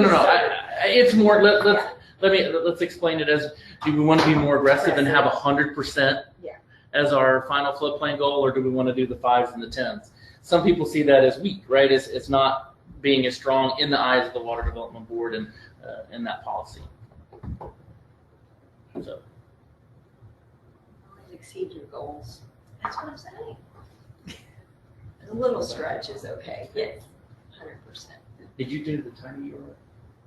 Can you go to the link? Does it write us out on our answers, or were these anonymous? Anonymous.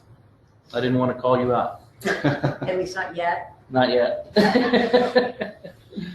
We could have filled it. We could have filled it in for you. We knew what your answer. I'm not that predictable. Close, but. Are we gonna see the results or? Yeah, she's bringing them up. Yeah. Like, oh, I am introverted.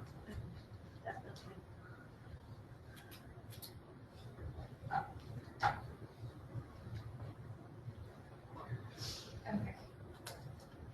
Little squirrels in the back room tallying the results. Feed the hamster. Make it go faster.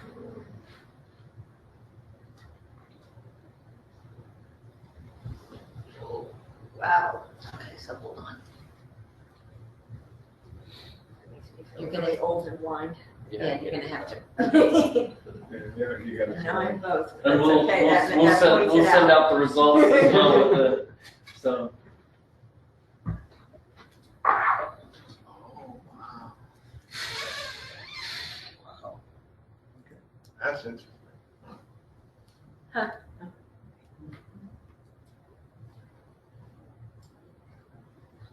Interesting. It's kind of intuitive though. This was what, Dave? So I think that's kind of intuitive. I mean, well, This is just the- that's kind of how I would expect it to be. Yeah, I didn't expect the lack of flood risk data to be, because we have really good flood risk data in this region. Really good. Sarah has done an And excellent a lot job. of it's land use, especially when you're talking about, future risk. How do you deal with your current floodplain regulations? I mean, So actually, at least in the northern portion of the basin, we've got good Hi. measures I was and gonna say regulations. Hi. You know, We're all Hi, hungry. we've achieved It's like the hi. ineffective stuff to me is the historic, you can't it takes a long time to overcome, and where did to Neffy's point, how much of our basin, or certainly the northern portion, was built prior to any regulation in place? Well, where does that fall? What was 2, Caitlin? Yeah, go Sorry. back to 2. 2 was, What do you We're a feel? little more than 50% on yes, this. yeah. So we feel like we're a little better than average. Yeah. And I think a lot of that is, I think a lot of people feel that we're stronger in the upper basin than the lower basin. Well, if we did a 10 scale there, we probably would all be more like 7, 8. You feel like 4 is. Yeah.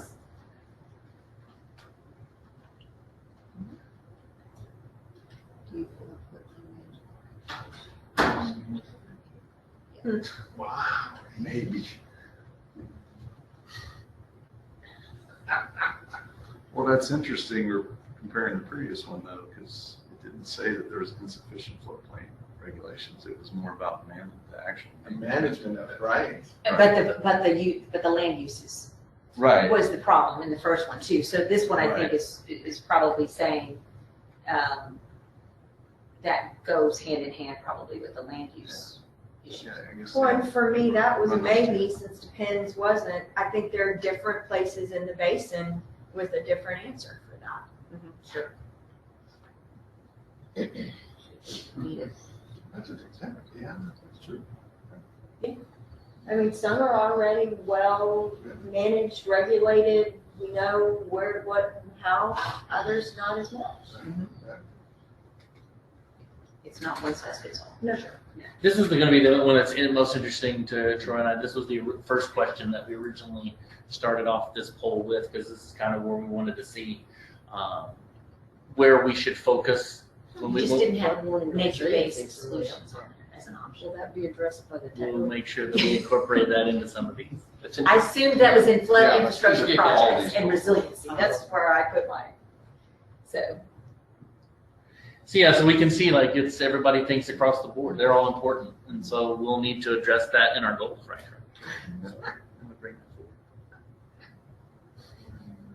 Wow, this is Scroll on down. interesting. That's a Split the pie in half. setting goals. You have to.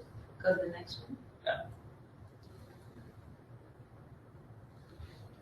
Conservative, yeah. a little more strategic, conservative.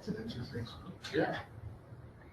No, this was interesting. Thank y'all for your input on this, and I think this was a fun little exercise that kind of gives us some insight when we start getting into our committees, and so we'll use this as a starting point for some of that. And I think this tool will help you as we go through some of the goals too, to see where people are, because I'm sure the goals are going to take some iteration, potentially. And I will make sure for Steve that I get spell checked a little bit more thoroughly than having it on my cell phone and trying to get these in. So Ron, anything else on your report? Couple more slides. Just one, and it's just wrap up. And this is going to go out. So a little bit of on the schedule. The next time we're going to start talking about 4A, 4B, and 4A and 4B. The 4C is kind of the memo. There's not a lot to really get, but the next one is 4, and then we'll have talked about all of the major ones there. And then as we go forward, we'll start talking. We'll figure out how we want to do this. But these are the main ones we're going to focus on between now and January. Once we move past that, so at some point we'll start getting into 5, 6, 7, and 8. 5, so you get 5. Once you get into 5, you start getting into your FMEs, FMPs, FMSs, and those. We'll leave room for a lot of discussion. That's all your projects. That's how we're going to incorporate those. So that's kind of where we're at. And the last thing I wanted to leave you with is I wanted to make sure I put some of these links in here. And so when you have this, you'll have the links. The Water Development Board Flood Planning website, if you haven't been to it, you can Google it. Water Development, the Flood Planning website has a lot of good information on there. If you go down, I put a link to it. The first planning cycle documents, I keep these with me at all times. One of them is the scope. The other is this technical guidance. Has a lot of great things in there. Great example. I had it pulled up. I was going to pass it to you. They have some example goals in there. This is what we're required to go by. And so knowing exactly what we're going to submit and what are the guidelines into how and what it has to have is in there. And then Is that bullet number 2? Yes. Okay. Yeah, the technical guidelines. Okay, so we'll get all the goals. Yeah. And if you need it, let Caitlin know. I'm sure she can get it for you. If she can't, or I'll send her some of the links, and we'll make sure that you have copies of this or get it. And then the last one is the external host website. There's going to start being some more things on that. Some of the I think the old meetings and different things are there, but as we do as we get out our survey, the public outreach survey, it'll be on there. So that's all I had. If there's my contact information up there, so it'll be in there. Troy's, you can get you can send me an email and I can get it to Troy or whatever. And then if there's any questions. How are y'all feeling overall on the schedule? I mean, I know we're a little behind some regions, about with others. Great. It's a tight schedule. I mean, but no. I want to. Stupid question, I know. No, I just want to emphasize for January, it's we don't have to be complete on all these tasks. We have to develop a memo that says where we're at. So we're pushing along. I think, and we started a little later and everything. We got a little bit late start. We're waiting on a few floodplains, so in some aspects we're behind. I think in some aspects we're ahead because our data's Because so you much got better. so much data. Right, our data's so much better. So robust. And then, it's not so bad playing, kicking off our games. Borrow from others. Exactly, right. And, you know, We you can throw see the out- good, we throw out, like you said, we're keeping the good, throwing out the bad, and No reason to read it. and so like y'all, you're sitting on other committees. Suzanne, I know you are. Y'all are all sitting on other. If you see things that you like that you want us to do, we're probably we're all of these are being led by different people. Troy and I are leading this one. We're talking to the other folks, but other regions have different ideas and they bring them up, and we may not necessarily know that they're doing the intricacies. And if you see something in these meetings, bring it to us, and we can incorporate that to the plan. When in the schedule do we envision starting some public outreach? I mean, some regions started early with nothing more than a, hey, we're doing this, what are your ideas? What's our plan? We should have started already, I think, and I think the reason to kind of wait was waiting for this outreach committee to make sure we have an outreach committee set. A couple of things we want to kind of get out there. Hey, this is kind of what we plan to present to the stakeholders. This is what we plan to make sure that that's kind of what we want to do, move forward. I think we're there now. We've been talking with the River Authority about where, how, tagging on to some of their other meetings. So now that we have this in place, and maybe in 7 days we can post an agenda for 7 days to get a meeting with the outreach committee. That's how quick I want to start that. In a minute's time, really already has the plan of that together and just kind of getting some input, or are you really waiting for input from the committee? We have a plan for that. We're just going to use Jimenez to supplement health authority and do some of the things that we need. But we have a plan for that. We've done it in other regions. We're just going to kind of use the plans that we've already used in other places. We're getting highly variable levels of response from the public and from other stakeholders across the region. We know we need to do outreach. 20%, 30%. That was some of the region 10 that I sit on, which is, basically Austin, Colorado, Lower Colorado, and Vaca. Some of their stuff they did, the response was just like a blip, was kind of like, wow, you went for a lot of effort for little to no response. Y'all have immediate access to that information. So a great example is for Region 13, we sent out a lot of stuff. We did a lot of things, minimal response, and then my colleague here to the left of me, she did a lot of one-on-one calling and emailing, and that's how we got the best response. So it's going to be picking up, getting the emails and emailing. Not the River Authority, emailing Derek directly, not emailing the city, emailing Neffy directly. You're emailing people and you're getting better responses. Well, a lot of times people respond more to an email to them than a Exactly. mass fill out this Exactly. information. Ugh, I don't have time for that. Yep, that's what we're finding. If you get if you address it to someone, even if it's not the right person, they're getting it to the right person, and then we're actually making contacts, and that's been very beneficial. So are you going to be having some interactive or survey, a website that folks can go to? I know that we're sitting here talking about setting goals and doing this in a technical committee. How are we going to be able to pull that into the public's input and their goals?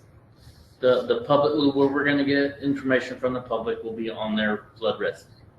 That's what we're asking for. Is there flood risk? Where have you seen flooding? Where have you this? So that'll be an interactive map for that. Yes, you'll be able to go in, and if you know where there's flooding, Debbie, you can put a pin on there and say, I've seen it flood here. Put pictures, attach pictures. Is that site ready? It is ready. I just need to get the blessings from everybody. Okay. It's not up and posted. Okay. But again, in this And next we'll be notified in when this that's- next couple weeks, I expect all of that to be rolled out. We're just waiting And for will there be a survey for capturing some of the opinions and directions that the public would like to go in? And what do they want to see? Yeah. I think that's going to be important, that part of To it. do this in a vacuum without that input, and I don't think that's been. I don't know if that's part of the regional flood plan. Is maybe getting input at the. It's more on the flood risk. The Well, goals your outreach and could be whatever you want it to be. Right? You're not limited. yeah, but I don't think we're going to get input on the goals and some people the have already sent out methodology. surveys. What Send out surveys for people to get input before the committees sit and start going through their processes. and as we will be reaching out to like the stakeholders on their policies and things of that nature, but we can work with the outreach committee to kind of see maybe what you're talking about, some of that, and what's in the bounds of the guidelines and what we can actually incorporate. We can work with the committee. Region 11 that did a survey out? I think They're doing some of that, yeah. And it's really more about trying to find out just generally what people, what their expectations are, what do they feel the biggest needs are, where. I'd be very interested to see what, do you have any feel for what kind of feedback they're getting? Well, it's not a whole lot. I think if you're driving people to a website anyway while they're there, you could ask them these few questions. Yeah, in other words, exactly. you're driving them to the website to give you specifics about where flooding has occurred. You can ask them while they're there. This is the first state flood planning process. Take 5 minutes to take this survey and, what are your expectations? What do you think this should do? Yeah. That kind of thing. Like the It's more qualitative. It's not quantitative. It's just qualitative information about what you think. What's the community expectation of what we're doing? And then And I definitely think it's something we could do social media wise too. Yeah, of course. Yeah. I think this sounds like a really good topic for the communications group. So, Well, I think. having said that, we do need to jump back onto that last item for volunteers for the communication committee as well as the technical committee. So, by show of hands, I'll do communication. communication, who? I can do technical. I have a bad Nip. feeling everybody's gonna say technical, and it's gonna be. We got a room full of it. I got Steve for the communications. Well, Kara, our job is to communicate to our clients, so I mean, that's why I chose that, but I don't. Hey, Neffy. Yes, sir. Yeah, I'm flexible. I can do communications or technical. I think I'm pretty astute in both committees. So plug me in wherever you need me. Okay, John. Yeah, John. Yeah, I'm sorry. This is John Beasley. I was going to show up in person. I've got too much on my plate. John, I'm going to put you on communications if that's good. That'll be fine. Thank you. Okay. Hey, Neffy, it's Dave Mark. How you doing? If you guys need somebody on communications, I got education and outreach people that are dedicated to that kind of stuff. So if you need us, we can do it. Very cool. Hey, Neffy, Jeff here. I was thinking technical committee for myself. Got you down for technical, Jeff. Thank you. I'm technical, man, I'm technical. David Mark, communication. Yes, Kara? and that's the committee. You're putting yourself on technical? Yes, please, thanks. Technical. Dave. The whole committee's gonna be on technical. That's what I was, I get to. Who do you have on communications? You got Steve, So far I got Dave, Steve, John, David Mark. and David. And David Wegman is on technical, Jeff Carroll on technical, Suzanne, technical, Kara, technical. You- Okay, you're gonna Matthew, go. this is Steve Klaus. I would prefer to go technical, but I'll serve wherever you need. I'll switch to communications. So that way you don't have everybody everywhere. And then, We all get to weigh in. Right. Steve Klaus on technical. Okay, this is what I have so far. On communication, Steve Gonzalez, John Beasley, David Mock, and Suzanne Scott for communications. For technical, I have David Wegman, Jeff Carroll, Kara Tackett, Debbie, and Steve Klaus. But I missed somebody. The only folks we don't have here today are Doris and Brian. Well, let's volunteer them for stuff. Yeah, that sounds Let's good. put Doris on outreach. And who was the other one? Brian? Brian Yance is our ag rep. Maybe he should go technical for downstream. You're getting close to having a quorum of the committee on technical the subcommittee, and So, that would not be good. so in other words, we need some members to not be on a committee. So we can Or have we need another no more in committee. technical. We can have one more in communications. And Right no- now I have 1, 2, 3, 4, 5, 6 on technical. Yeah, so no- That's it. So technical's full, that's it. 6, 7, I have 8. I have, Jeff, I Kara, have Dave. I have Dave Webb, technical, Dave Webman, Jeff Carroll, Kara Tackett, Debbie, Steve Klaus, and Brian Mathis. Yes. Oh, I can't be on with it. Oh, yeah, we said technical for him. Yeah, but he can be on, I mean. Yeah, we just on Yeah. he can be on unofficial. without it. Yeah. You don't have to. Until then, but then we'll be over quorum once we select. I mean, there's a good chance we could select someone else for a river authority position. But, I mean, that is a risk, right? I can see So- the fear. It is theoretically. Brian hasn't attended the last 3 meetings that we've had. So let's just take Brian off the subcommittee meeting. okay. I'll replace him there. And might it be possible for our sponsor to reach out to him to talk about participation? Yes, Steve Klaus. Especially since we went through an entire extended process to get him. And then for communications, I have Steve Gonzalez, John Beasley, David Mott, Suzanne, and Doris. That's fine. Has Doris been attending? So there's going to be more folks on this. Outreach? Yes. I think. Across all, We could- on regionality. Yeah. We could probably accept one more person. Split those a little better. Size. That's Okay. a special meeting for that, yes. Brian might be very well suited. Okay, for that. Caitlin, did you get those names? I can. Yeah, So so the notes. for communications, I have Steve, John, Dave, Suzanne, and Doris. For technical, I have Dave, Steve Klaus, Jeff, Kara, Debbie, and Derek, eventually. Okay, say it again. For technical, I have Dave Wegman, Steve Klaus, Jeffrey Carroll, Kara Tackett, Debbie, and Derek. What about putting Brian on communication since he's an ag agent? Well, she needs to first reach out to him on attendance. Right. She could do both at the same call. Simple majority is a quorum. We have 12 members currently, and you're at 6 per subcommittee. So no cross. Don't, So you can't attend even if you're not a member because there will be a Correct. quorum problem. correct. And the subcommittees are going to come back and report to the full committee. Is another a voting? So, Oh, that's a good quorum point. Not turn on camera. Not turn your Quorum is camera. 7, so we can have 6 in each. But, Stuff that no one else can attend. but Neffy's question, can you attend virtually and keep your camera off because then you don't count as attendance? Can I have my 13-year-old son take our Do you expect them to make sense? What are you having to pay him to Is take? he gonna have us TikTok? That's it. Okay. TikTok the goals. Yeah, good job.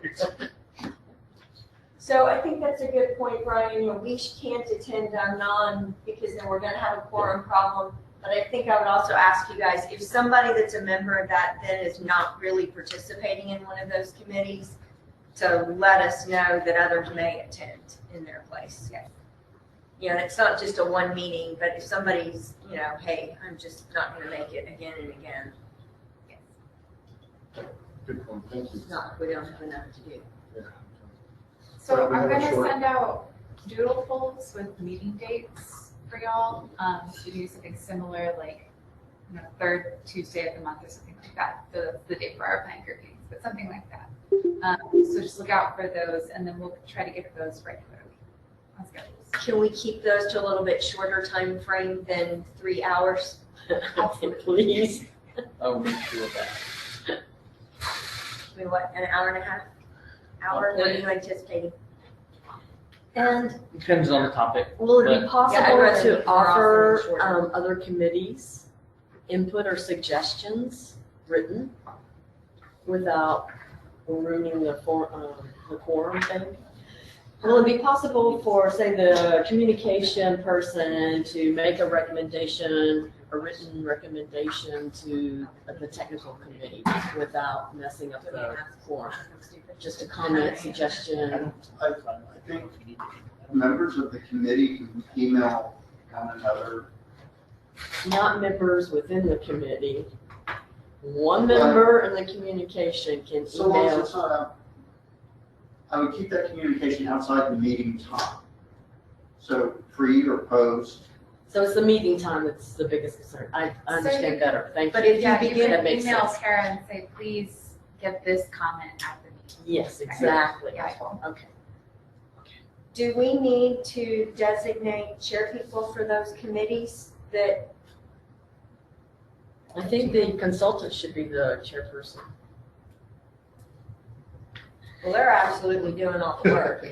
I mean, that's up to you. My hope would be that there would be a point of contact or a person to kind of make sure that the meeting gets done, there's order, things get done. So I would ask Coordinating with if, the consultant. I would ask if somebody there. Do those at each of the committee, or do Yes, we we'll do do those that. now to help them help consultant get started for that first round of meeting? I'd rather do that. And so this will be a reoccurring item on all future agendas for. Correct, the report from both committees. Okay. We're shortly running out of time, and I know it's my fault, I got here late, so I'm gonna push this schedule a little bit. So agenda number 8, we can get an update from the regional liaison, and let's start this time with David Monk, who should be on the call. All right, sorry about that. I had to get my mic off. They've already set up their technical subcommittees and their outreach committees in Region 13, and I think their next meeting's the 27th. So they're moving along. They have the same technical people that we have, HDR. So I'm getting some ideas from them. One of my colleagues, Larry Thomas, who's with the GS, sits on that, and he's on one of the committee, and we're going to have at their next meeting, I'm going to get a little bit more of what direction their technical committees are going at to maybe give us some guidance. That's pretty much all I got right now. Thank you, David, appreciate the report. Karen? Ditto, I'm for Region 10, which is the lower Colorado, same thing. I've been talking to a couple of the other regions that have different alphabet soup consultants, since firms are both flip-flopped on Region 10. In fact, I had, hey, here's something they've done, before I put it up in our presentation. Their study, I think one of the interesting, like David, it's picking and choosing and stealing, their survey, they identified 328 users, but had 87 started. Now, it doesn't look like 80, the numbers don't tally up to 87 having finished it, but 87 people out of 300 opened it, and it's a much, much lower number that actually seem to have finished and split. But so it's just that's hence my question of catch up and where we're at compared to some of those others. And I'm starting to look at what some of the other regions are doing and pulling some of that. But so far, nothing, we're all working from the same playbook. So nothing dramatically different, I think, at this point that I'm seeing. So I go to Region 11, which is the Guadalupe Flood Planning Group, and they met on September the 8th. They're kind of in the same place. They're not going to do any committees. They're doing everything as a committee of the whole. And although they did do a pretty lengthy survey to all of their regional flood planning group members and ask some pretty detailed questions in that, and then they sort of compared what they found out from the regional planning group members to what they heard from just the general public, from some of the what they've done. So it was interesting, some of the feedback as to how the flood planning group was looking at some of the concerns and what they feel they want to focus on. I think they had to leave the meeting a little bit early before they finalized, but they were having a pretty robust discussion about this minimum standards thing, and I think it sort of ended up that they're probably not going to adopt those standards. I think that they may do a lot of encouraging, but not necessarily strict standards for participating. That's kind of where I think they ended up. I don't know, Annalisa's on the phone. She may have, if she's still there, she may have stayed longer than I was able to, but I think that's how they ended it up.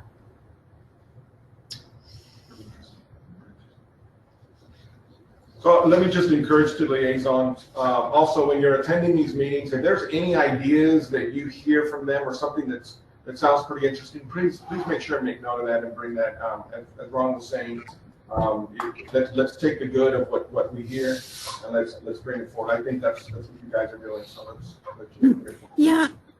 And this is Annalisa.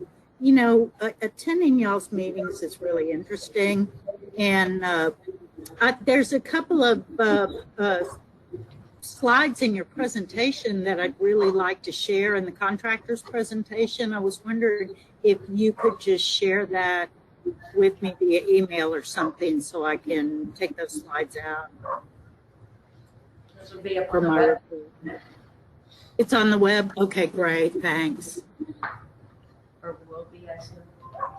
Yeah, great. Okay, thank you all. We can move on to item number 9. So please bring, if you can bring out your calendars. We do have some preliminary dates or some dates that we, I believe the meeting agenda has, the meeting invites have already been sent out. And those include those listed on the screen there. Obviously today's meeting is, and then beginning. So I'll send all these out right after this, but also that October date is the one that we may want to change to make sure we fall within that position notice posting. So is the 20th an eligible day, or it has to be after the 20th? After. So the 21st onward is okay. This is the October date? Friday. I could do Friday afternoon. Oh, I know, it's horrible. Can't do anything after that week. I just can't do Thursday. You have what, Dave? If it's Thursday, it has to be in the I said I can't do afternoon. anything after Tuesday. Actually, the TPWA conference is Wednesday, Thursday, and Friday that week in Galveston.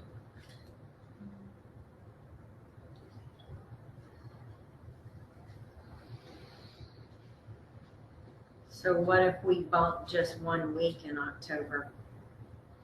The 25th of October. 26th? Yeah, 26 is good for me. It's in the afternoon. What time? That works for me. 2. Afternoon? Afternoon is better because it's Commissioner's Court that day. 2 o'clock? 2 o'clock? On the 26th, 2 o'clock? Let's pencil that in there. So the 19th moves to 26. 19th moves to 26, and then that will cover the discussion we had earlier about the positions and so forth. Make sure everybody will know. Just have everybody on. Or majority of people online. For those online, can you please check your calendars and make sure that the October 26th at 2 o'clock works? That works for me.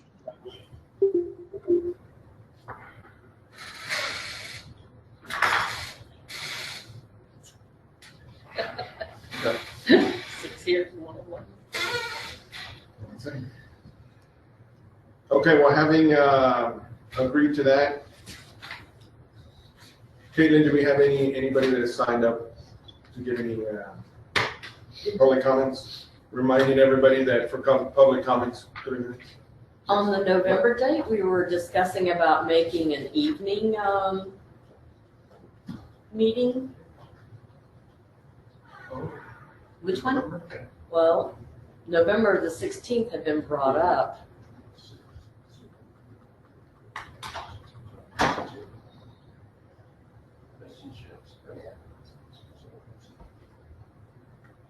It's like 4 to 6 or something. Was How do you feel about making the November meeting an evening meeting from 4 to 6?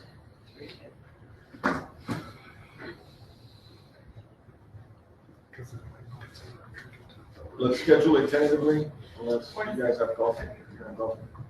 No baseball games. There's no baseball games in November, Steve. That's right. Number 16. Oh, you're cutting into me and Dave's happy hour. That's all right. 4 to 6 would be a 2-hour meeting. Then 4 to 6 on November. Can we still, which ones go to 7? For November, is to move that one to an evening meeting, giving, all right, so, let's go on to item number 10, reminding that if you need, 3 minutes per person. Caitlin, do you have anybody that signed up? There's no one signed up. Nobody has signed up. Okay. In that case, moving to agenda number 11, October 26th at 2 o'clock. So, okay, Disregard what it said. you're gonna revise the invitation. Great. Send out updated invitations and all the presentations from today. Perfect. Agenda item number 12 is to adjourn. Can I get a motion to adjourn? Debbie reading motions to adjourn. Can I get a second? Steve Gonzalez seconds then. Meeting adjourned. Thanks. Thank you all.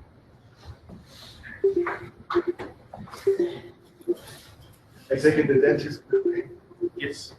So I have to be back next week for a crown. Thank you, Neffy. Everybody have a great day.